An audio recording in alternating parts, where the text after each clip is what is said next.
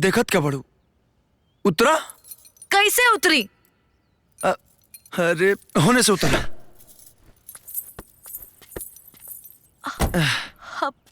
अब ये पंचर होके रहा है। हाँ।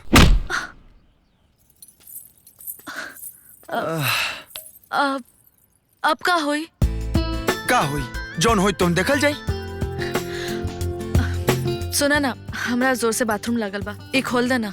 खोल दिया तू भाग जीबू ना भागब। तारा बाथरूम लगे रहल तो अभी लगे के रहला। हाँ। कंट्रोल करा ना, हमरा जोर से लागल बा।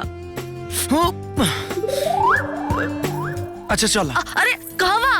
अरे बैगवा तो ले ली। अच्छा रोक नहीं खी सकत। हाँ, चला चला चला कल आइजे। अरे हम ऐजा ना करब। ना कर मतलब ना, हमने के तो कहे कल नहीं जा। छी, तोहनी सब लड़का हवा, हम लड़की। तो ठीक बा मत करा। चला। अरे पेट में दर्द होता।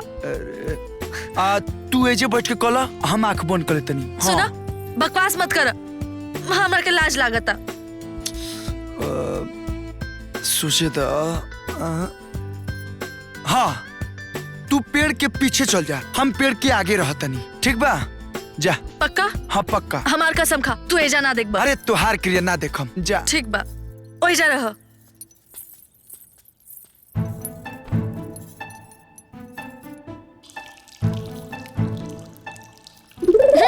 होने देखा।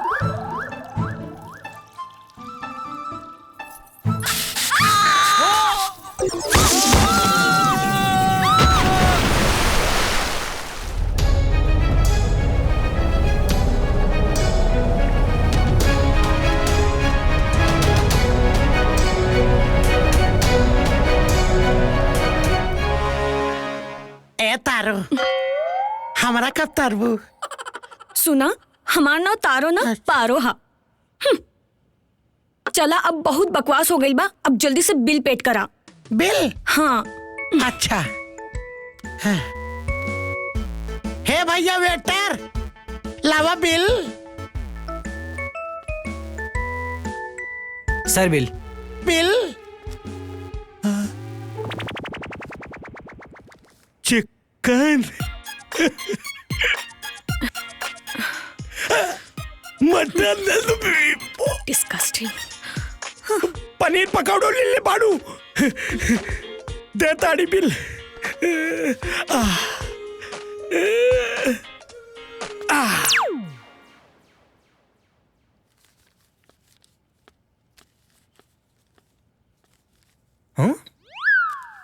Ma'am bill. हायो दादा, ई कहाँ गईल? देखा तारा लोग, आज तक दुनिया के बेवकूफ हम बनौली और ई कुकुरा हमरा के बना के चल गईल।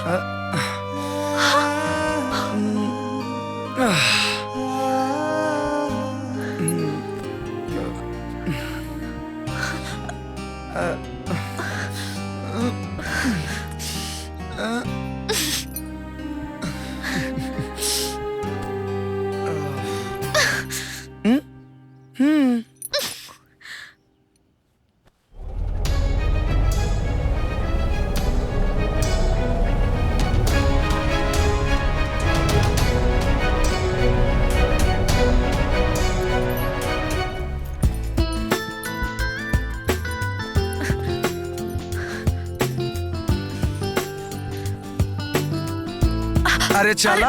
आराम से चला।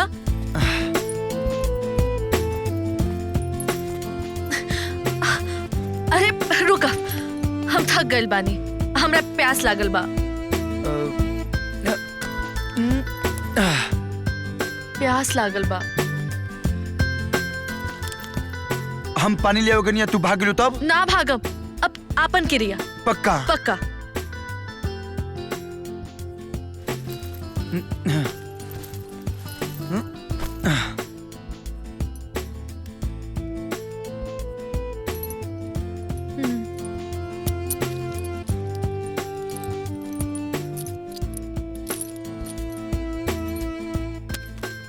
हम जब तक नहीं एजे बैठल रही ठीक बा। ठीक।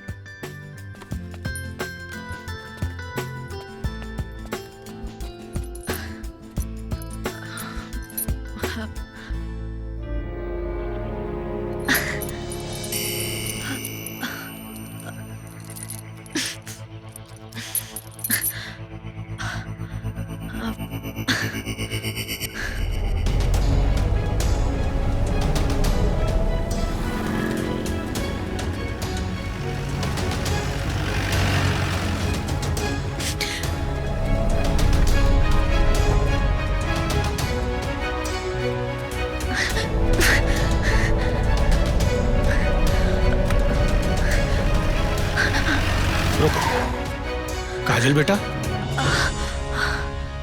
रवा के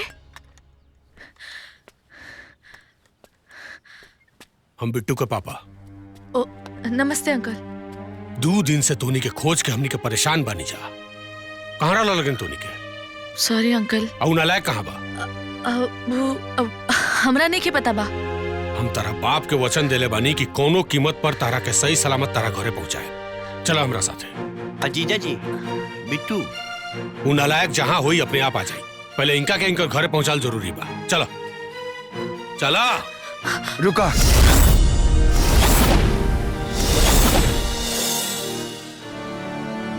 काजल के छोड़ दी बाबूजी। बिट्टू ते? हाँ हम काजल के सही सलामत ओकरा घरे पहुंचाओ के वचन देले बानी विजय सिंह के।